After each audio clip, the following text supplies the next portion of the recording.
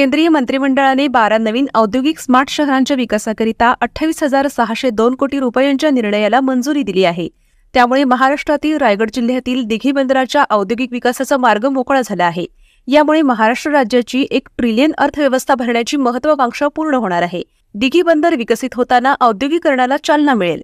मुंबई, पुणे, रायगड, माणगाव या शहरांचा तेथील राष्ट्रीय महामार्गांचा देखील विकास होईल. तसेच दिघी बंदराच्या परिसरात मल्टी मॉडेल लॉजिस्टिक पार्क देखील विकसित केले जाणार आहेत.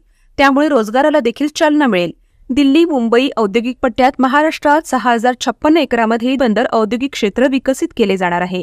दिघी बंदरासाठी 5,459 कोटी रुपये खर्च होणार आहेत. त्यामुळे 38,000 कोटी रुपयांची गुंतवणूक होईल अशी आशा आहे. तर 1,14,183 एवढी रोजगार निर्मिती होणार आहे. भारताच्या पश्चिम किनाऱ्यावरील दिघी हे महत्वाचे बंदर आहे.